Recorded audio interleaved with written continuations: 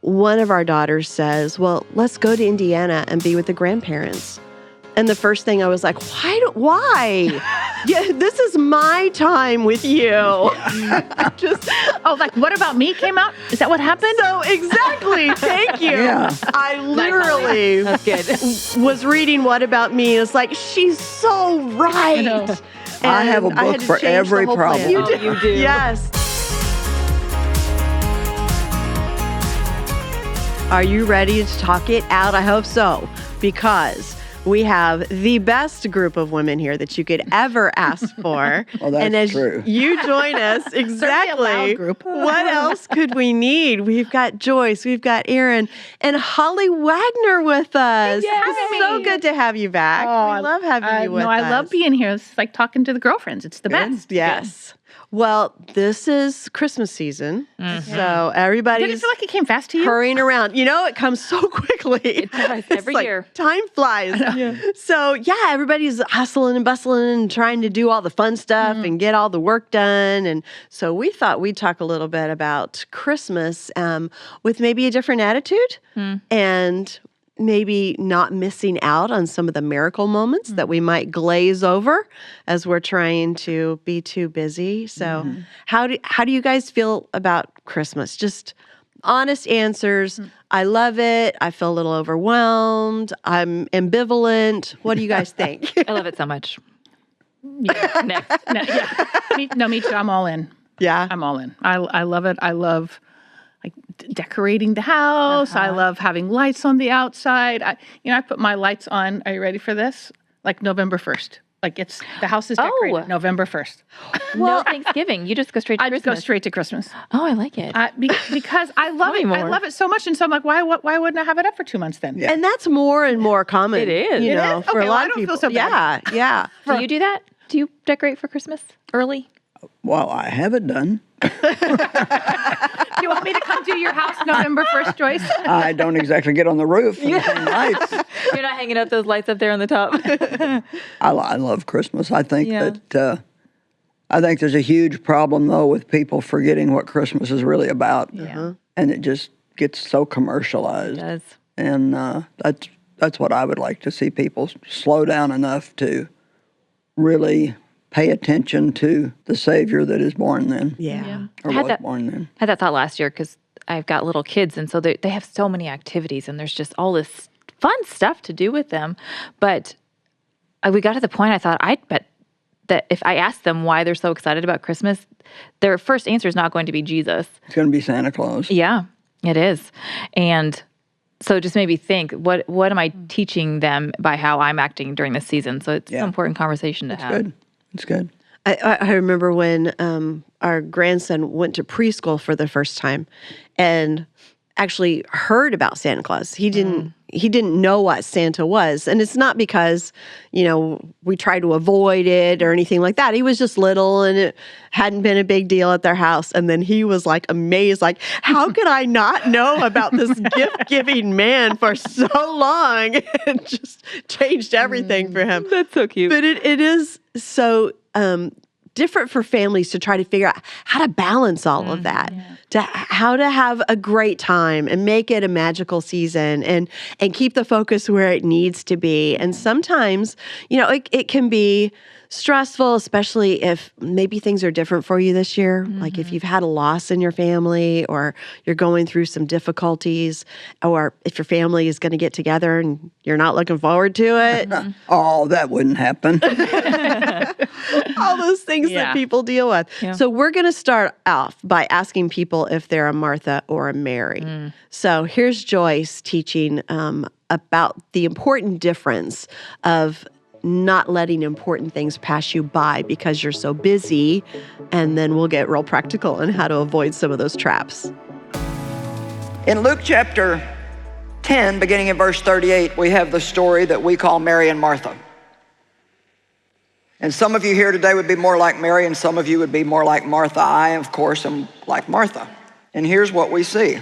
Now, while they were on their way, it occurred that Jesus entered a certain village, and a woman named Martha received and welcomed him into her house. She had a good heart. She even had a personal relationship with Jesus. They were friends. She was glad he was there, but I'm getting ready to show you that she didn't know how to enjoy him. She was too busy fixing everything, so it was just the way she thought it should be to actually enjoy him being there. Now, I don't know about you, but when I have company,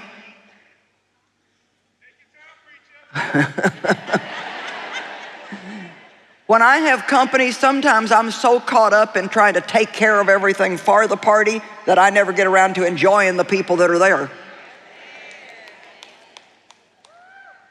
And I overdo most things. I've usually got enough food last for 3 days after they're gone. And Martha didn't know how to have a party either and enjoy it. And she had a sister named Mary who seated herself at the Lord's feet and was listening to his teaching. Now, Mary had the ability to adjust and recognize what was the most important thing at the moment. Are you listening to me? What was the most important thing at the moment, and she knew how to submit some things to more important things and then get back to those other things when she needed to. Do you know that so many people, when they go out in the world, they are so focused on what they want to do and their plan that we miss so many what could be miraculous moments to speak a word in due season to somebody, to help somebody, to smile at somebody, to give somebody a compliment. And I don't know if you've ever heard me teach this or not, but I started about 2 years ago praying for what I call the gift of awareness. That I'm aware of what's going on around me. That I'm aware of what God is doing. There are so many things that God is doing in our lives that are so magnificent, and yet we can get so focused on this project we have, we don't want to miss the miracle of the moment. Amen? But Martha, overly occupied and too busy, was distracted with much serving and came up to him and said, "Lord, is it nothing to you that my sister has left me to serve alone?" Now she's even got a bad attitude because Mary is enjoying herself and she's not. And I don't know about you, but I was really bad about that. If I was working, I wanted everybody to work. And if I was working and Dave was enjoying watching a football game, I didn't like it that I was working, so I worked very loud. Do any of you ladies know anything about working loud? And of course, Dave just he's just so cute. He just kind of lives in his own little world. And I would march back and forth through the room where he was at, dragging the vacuum sweeper with me and huffing and puffing and slamming doors and drawers. And he just didn't. "Honey, if you're going to the kitchen, could you bring me an iced tea?" So Joyce. That's such a great example and such a fun story. How have you adapted over the years? Who says I have? Yes. I'd probably tell Dave, "Now get up and get your own tea." Yeah. But I understand what you're saying. Love the idea of working loud. Yeah. So that, a lot of sighs. I wanted to make sure he knew I was working. Right. I never impressed him with that at all. I told Mike yesterday, I said one of the things that drives women the most crazy is when you take naps. Like, I cannot stand when you take a nap, because do you not see all of the things I need to do? And you're just laying on the couch taking a nap in the middle of the day? No, I'm with you on that one. Yes, thank you. No, thank and you. because Philip can do that. He can take a 45-minute nap and and I'm like, do you understand the things that need to happen around here? So now he has a T-shirt that says, "Jesus took naps, be more like Jesus." I'm going to buy that. And I never want to see that shirt. No. Tim cannot often fall asleep at any given moment. So he can take a 2-minute power nap or he can take an hour nap, and he's just a happy camper. Yeah. Oh, I wish I could do that. Yeah. But I am, you're talking about Martha or Mary, I am more of a Mary. Like, I like to make wonderful experiences for people. But once we get there, I am really all about enjoying that experience. And that's why at our family gatherings, I'm not allowed to bring anything other than paper goods. Because fancy ones. They know I'm not a cook. I'm not going to do all those things. I'm just going to sit around and make the party fun. So there are benefits. Don't you think we need both of those? We need those things to come together. Yes. But it's when we get out of balance that it's a problem. We need a good mix. Jesus didn't tell Martha not to work. He told her not to worry. Yeah. So that's a a motive good has a lot to do with it. Yeah. Yeah, and she's the one that invited him. Yeah. So it was her idea. Yeah. Right? To have him there. So if you're going to invite people over, there's a little bit of both needed. Yeah. And she was jealous of Mary doing something that she was free to do. But just didn't, obviously, there was a certain amount of preparation needed to be made. But she apparently was going way overboard, or Jesus wouldn't have said to her what he did. I could see myself being like that if Jesus was coming to my home. I'm like what you said, preparing is good. He is coming to your home. So to be prepared and get your home ready, and that's so good. I could see myself. Oh my goodness, can you imagine? No, the pressure. No, Jesus is coming to my home. It's Jesus. We'd have to impress him. I know. We have to use the good silver and bring out the good towels. Yes. But then I think I could see myself just getting caught in that, because some of that's my nature, is just to strive and to prove that, like, I have done all I can and I'm going to continue to work to earn your validation. That's really a key there, isn't it? Yeah. Where I'm missing something. So we want people to enjoy this Christmas season and not just try so hard to make every little thing just right that they forget what it's all about. And, during the Christmas season, it's different for different people, but let's just say that you've always had a tradition in your family of everybody gets together at Mom's house for Christmas. And but now you have 4 or 5 kids of your own, and they're getting to the point where they're grown, and you kind of really want to have your own Christmas. But it's so hard to tell Mom because she's going to get her feelings hurt. And so we've worked it out in our family to where we have our family Christmas before Christmas. So then each of the families can have their own Christmas on Christmas Eve or Christmas Day. And a lot of it is just a mindset. It's just a mental adaptation. It's like, who says it has to be on a certain day? And so I think there's a lot of there's a lot of pressure that people can put on their children to be somewhere. And I told my kids from the get-go when they started, different ones of them getting married, I said, I'm not pressuring you to do anything. We'll work something out. If you need to be at your in-laws' house, then you be at your in-laws' house. I don't want you to feel pressured. We don't have to.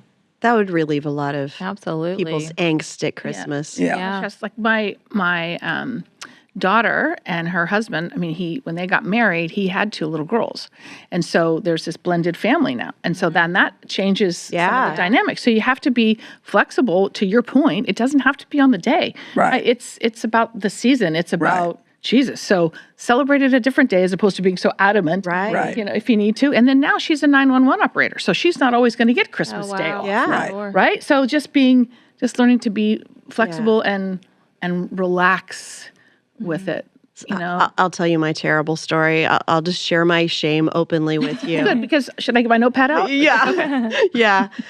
Sometimes, Joyce, you know how much I love you, and I just wish that you wouldn't say some of the things that you say in your books that make me feel, condemned when I when I should feel convicted. Wow, I thought I was trying to cheer people up. No, you're absolutely right. And so one of the things around the holidays is we were trying to figure out what to do for the holiday. And we live in 4 different states, right? So my husband and I, and then one set of our daughter and family, and the other set of daughter and family, and then all of our parents and the rest of our family, 4 different states. And so we were talking about what to do and where to meet, and I craved that time, with the kids and with everybody together. And one of our daughters says, "Well, let's go to Indiana and be with the grandparents." And the first thing I was like, why? Yeah, this is my time with you. Like, what about me came out? Is that what happened? So exactly. Thank you. Yeah. I literally That's good. was reading What About Me, and it's like, she's so right. know. I have a And had book to for change the every whole plan. problem. You do. Yes. You do. Yes. And so I was like, how grateful am I that my kids want to be with their Yes. grandparents? Yeah, What a 100%. beautiful thing. And how much it means to the grandparents. Yes. So that's a much better answer. But for me, it was like, but that's going to take more of my time Yeah. away from them. And Yeah. so I really had to deal with that and not to expect it to be all Yeah. about me and adjust. And All it is So a mind glad. adjustment. It is. No, Yeah. you're It's like exactly right. you just But I think there's like even some of the practical things is that time of year, there's, dozens of school plays and school Christmas Right. concerts. And then you've got office parties. Exactly. And all these parties that you feel this obligation to go to. And so let's just give people permission to say no. Yeah. yeah. Right? So that you're not running from one party to the next and then, Right. trying to get all your shopping. Slow it down. As a good. recipient of what y'all are talking about, so as a mom with little kids who grandparents want to see, I cannot tell you what it means to not have that pressure on, because my family and Mike's family are operating the way that you guys are talking about. And to hear my friends talk about like the drama that comes along with having Right. to set boundaries with family members is exhausting. And the weight of that during the season when we're supposed to be able to focus on family and spending time with Jesus, to have that added pressure in there is awful. So more women should be like the 3 of you, because it matters so much to us to not have to carry that. right. That's too hard. Yeah. Another thing I think we could talk about with Christmas is that I think a lot of people spend money that they don't have to spend Ooh, let's talk about that. out of obligation Yeah. to maybe buy somebody a gift that they don't even like. Yeah. Ooh. Why do you think we do that? Just we feel obligated. They're going to get you a gift, so you feel like you need to get them a gift, and you've had a rough financial year, and you really shouldn't be spending. Some people even go into debt. Yeah. So it becomes more people pleasing than it does trying Right. to bless somebody else. And you're really not giving if you're giving with resentment. Yeah. It's Yeah. not giving unless Yeah. you're giving it totally with the right Sure. motive. I want to bless you. Or you give a gift to somebody and they don't give you one back. And now you have your feelings hurt. Well, I gave you a gift and you didn't give me one. Well, there again, you didn't give the gift with the right motive. Right. Yeah. You didn't give it to be a blessing. You gave it to cause them to feel indebted to you Yeah. to have to give you one. Yeah. And so there's a lot of things, if we search our motives, we find that they're Yeah, just that's coming true. out of selfishness and self-centeredness or some kind of wrong expectation. It's interesting how the holidays can bring out some of our things that are inside of us that we can hide sometimes, like our Yeah, well, just I think as a child, right? It's about the wonder, it's about the presents, it's all of that. But then there comes a time when you have to put away childish things, and so then now we're of the age when it should be about giving, Yeah. right? It's about what can I do for somebody else as opposed to looking what's in this for me, Yeah. right? It's like what. Yeah. And then like even what you just said about gifts, I think there are things that we can give people that cost Right. nothing. Yeah. Yeah. Important things Important that they things. love. Like Yeah. if it's time spent with someone Yeah. or write a letter. Remember that? That's paper. You have a pen and you actually write. Remember that? I do. Remember that? And like just about the things you love about them or something. That would mean more to me Yeah. than some a sweater I don't need. Right. Right? So just, I Yeah, think there's things that we can give to people that don't cost money. That's a great idea. Yeah, and there's not a thing wrong with being honest and just say, hey, everybody, Right. I just want you to know we've had a little bit of a rough year financially, and this year I just can't buy gifts. Yep. It's very humbling. Well, yeah, to be able to say that Yeah. out of honesty and love for someone else. And if they really love not you, with shame. Exactly. they're not going to go, well, you didn't buy me a gift. Right. And what a difference it can make for families who might be going in debt. Yeah. Worse otherwise. Absolutely. Dave and I were talking the other day about our first Christmas, and of course, I had David when Dave and I got married, and he was he was born on December 18th, so when Christmas rolled around, he was just a year old, and Dave and I, he was 2, I guess, when this happened. So our first Christmas together, we'd been married a year, and we didn't have any money. And we waited until Christmas Eve, and we walked up to the 5 and dime store when I'm old enough that they had those. And it actually was a 5 and a dime. Yeah, and it was. And they still had a Christmas tree stand up there, and the only tree they had really looked like the Charlie Brown tree. It had 3 branches on it, and we got it for $1 or something.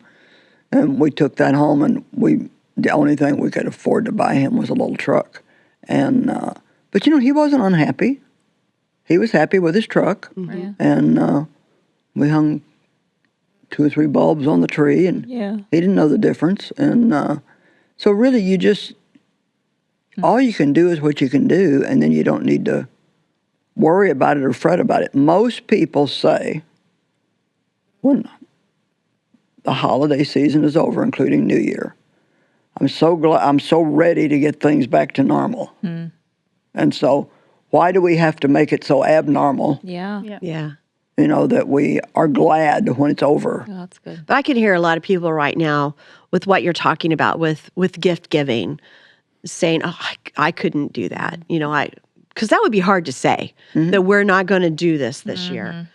And so, how would you encourage people? Because when we do feel that way, it makes complete sense. I get it that people feel that way, and yet it's probably hurting them more. And it is out of, there are other ways to show people's love, like you were saying. So it is more out of not wanting to be embarrassed.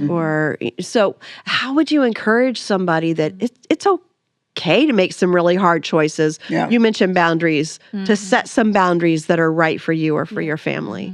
Well, sometimes people give people gifts that they've made. Yeah, that's a good point. Yeah. Maybe they make jelly or something, and they give people jelly, or maybe they're good at crafts, and they give people crafts. And I remember one year, and I don't remember who it was in the family, but they just said, we just didn't have a lot of money this year, and so we put time into this, and we give you our love by giving you our time, and I think that means more to people than you realize. and doing what we can do. Yeah. And we have to stop being afraid to tell the truth, and people have to stop being offended by someone telling them the truth. Yeah, it's like to your point, it's like that as followers of Jesus, we are supposed to be counterculture. Yeah. Right? We're of a different kingdom. Yeah. And so I think in many ways we have let this culture frame Christmas for us. Right. And we're the different people. We're supposed to be of a different mindset, right? So we have to do the work of resisting the pressure of culture to give and give and give and do and do and do and go into debt and have the biggest tree and have the most stuff and so we have to go it's hard work, right, to go against culture. But we are the resistance. That's a great point. Yeah, because we get sucked in at the time of the year when we should shine the most. Like this is the season where we get to talk about Jesus more openly. Right. We shouldn't be the one that are bending to culture. Right, because we're supposed to be the ones filled with joy. Remember that? And so then it's hard to that thing. Yeah. But then if you're worn out and in debt, and then you're actually not, and tired and mad at people and like, but Jesus loves you. It's like I wish you wouldn't have come, and when are you leaving? And Merry Christmas. And Merry Christmas. How do you encourage people then to set some of those boundaries with family gatherings that they're concerned about, things that they're worried might happen, the arguments that might happen, the things that so-and-so might say? Any advice for people? Because, people are getting together. And, Well, you can stay out of arguments if you just learn how to be quiet. oh, yeah. There's that thing. Yeah. It's hard though. That I already said one of the first books I read of Joyce is My Big Fat Mouth, or Me and my big mouth. My Big Mouth. Me too. I added the fat, but anyway, My Big Mouth, and very convicting. So that's the first thing that gets me in trouble is my big mouth. Yeah. Me too.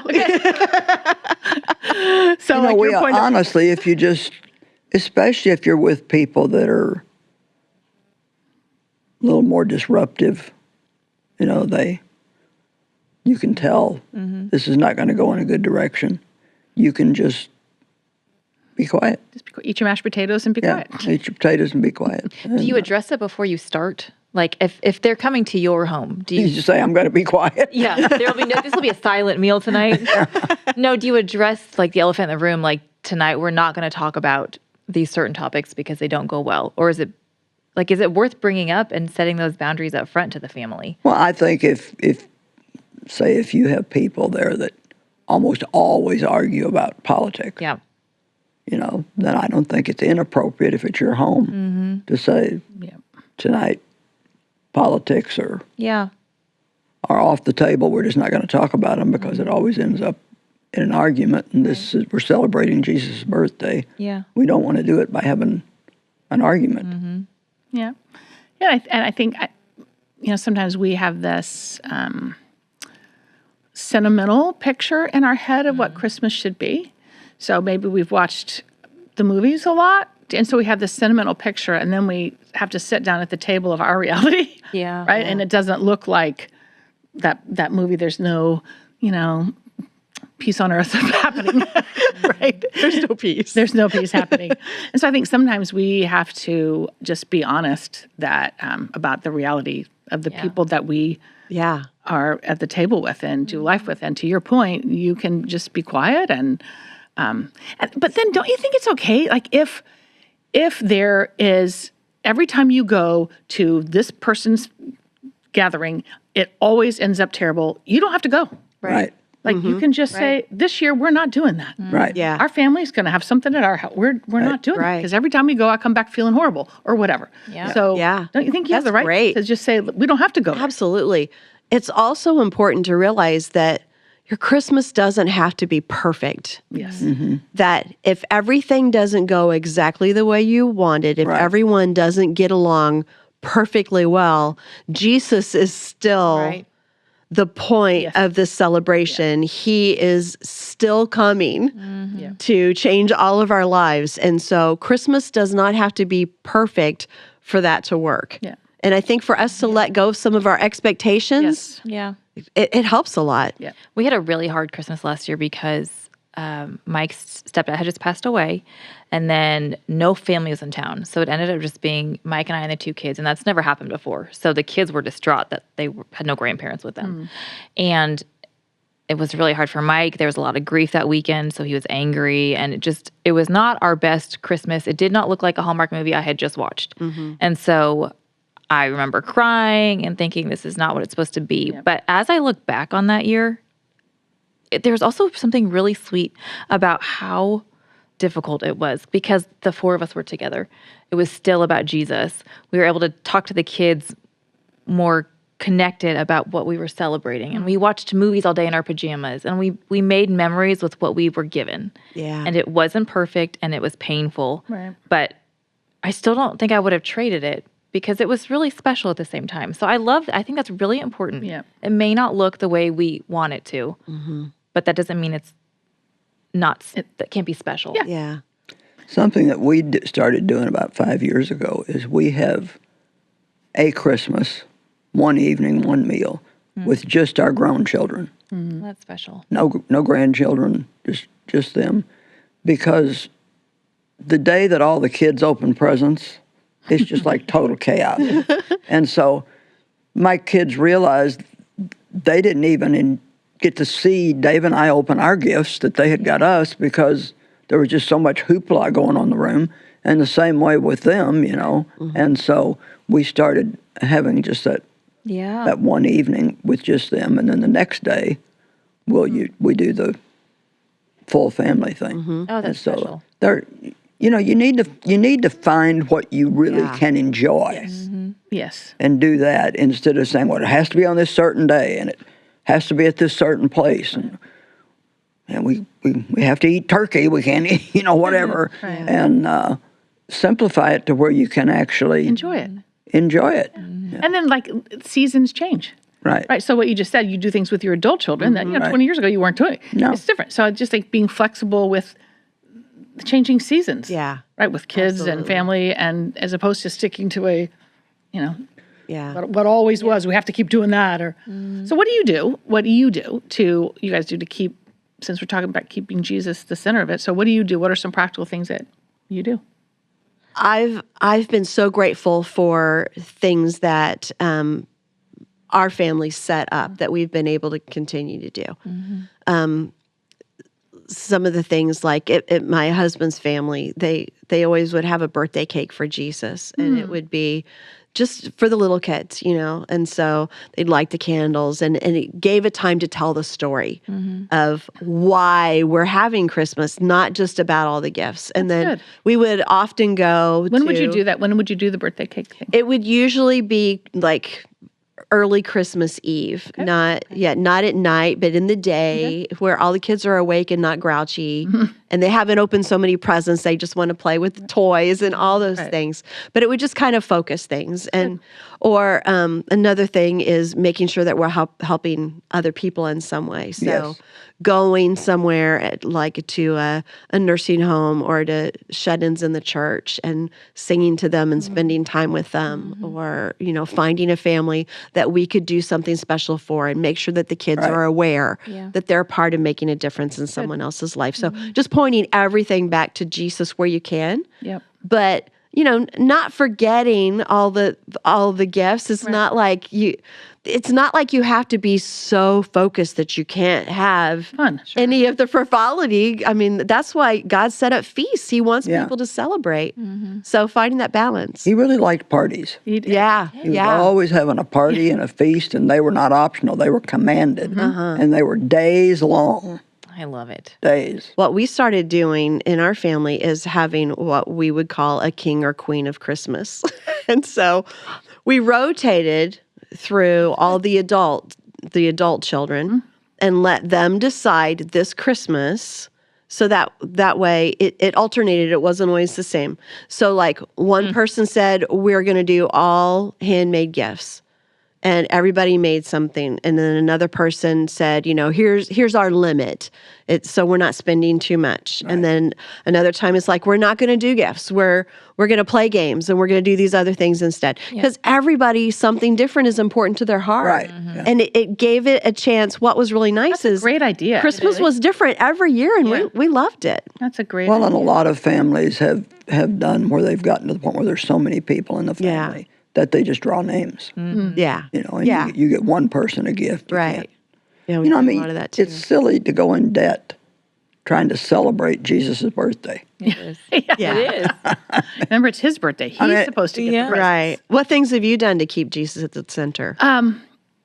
Like one of the things for us is that like the candlelight service, right? That there's a simplicity to that service. I so beautiful. I love that one. Right? Even when we were pastoring, and that would have been a work day, in a way, but there's something about the simplicity of that service. And so I just think that when my kids were really little, like that helped paint the picture of Christmas.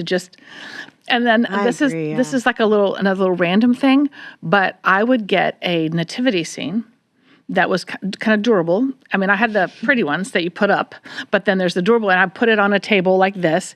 And then when my kids were little, they would play with the little figures in there, and we would talk about, all the little characters in that nativity because they were small enough. So I just think there's things you do with different ages, but anyway, just a couple. And then we also did what you just said. We would find a family that we would all go shop for. So we would go shopping and remind them that this is what it's actually all about. Yeah. So good.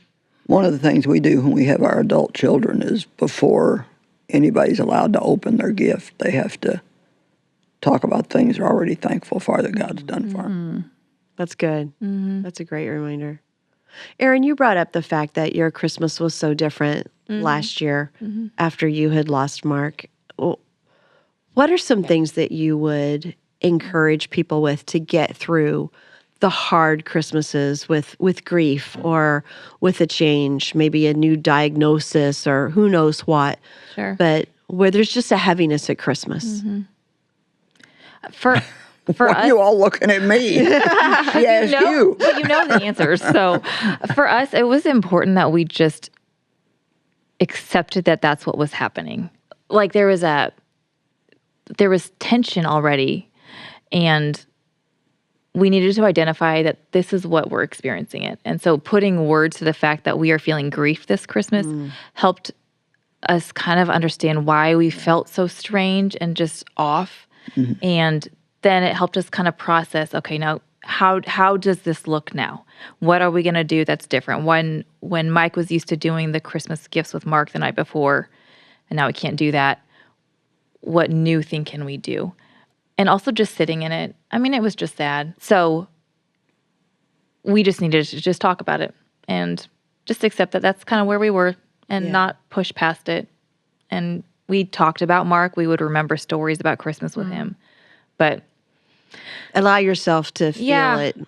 because it's uncomfortable and you don't want to. And I don't want to feel sad on Christmas because we're missing somebody. But also, at the same time, like, he was with Jesus for his birthday. Yeah. And that is so amazing. So you're getting kind of all of it together. So we just needed to talk about those as a family. Yeah. Yeah, and there's just like a lot of, I'm sure there are people watching this that got divorced this year. And so now they're going to be stepping into a Christmas that's very different. And maybe totally they have to different. share the kids. And so it's creating a new normal, right? It's creating something new. And again, that's that part of not getting so sentimental about what was. And so what can we do this year?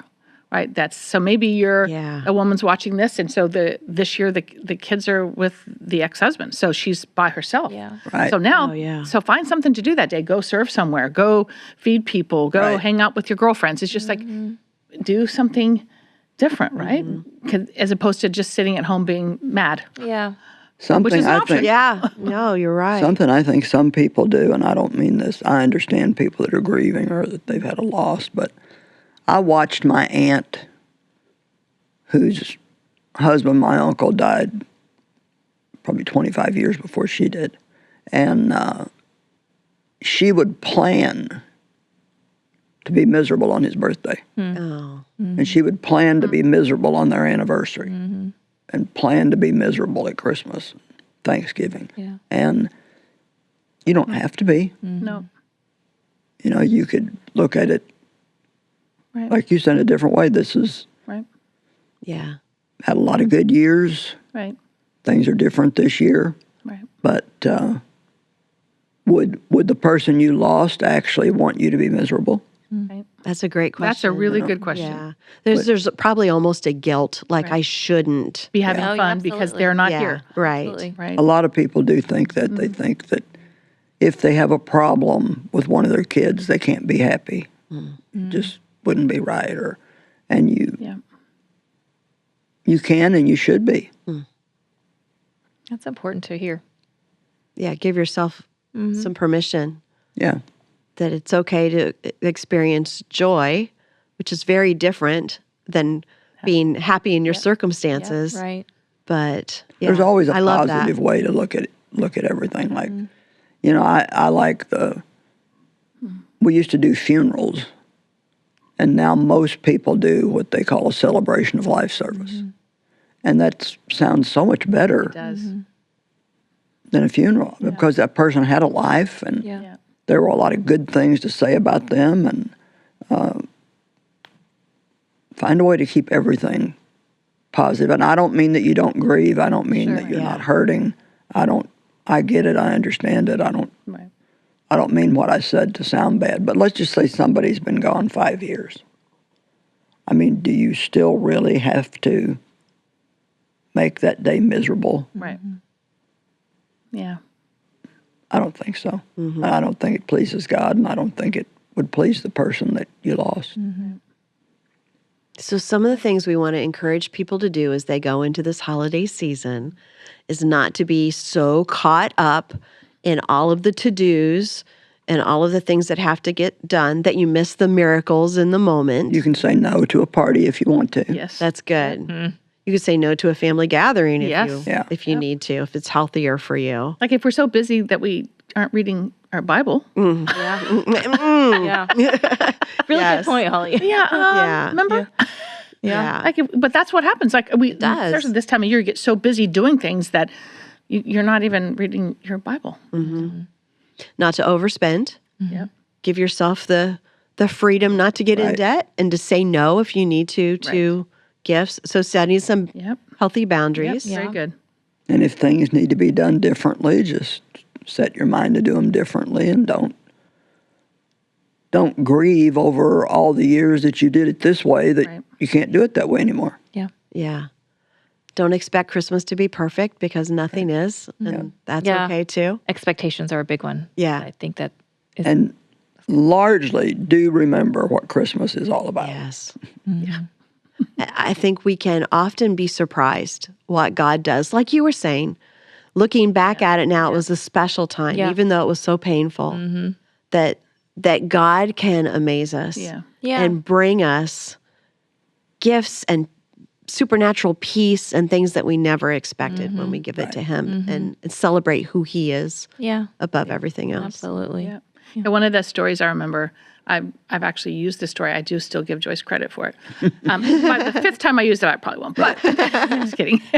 But just the story about Ruth when going through the field of Boaz, and so she was in a pretty horrible season, right? It was not a normal season, and so she's in that field, and Boaz had told his workers to leave some handfuls of grain for her. On purpose. And so he, even in the midst of the hard time, she found some handfuls.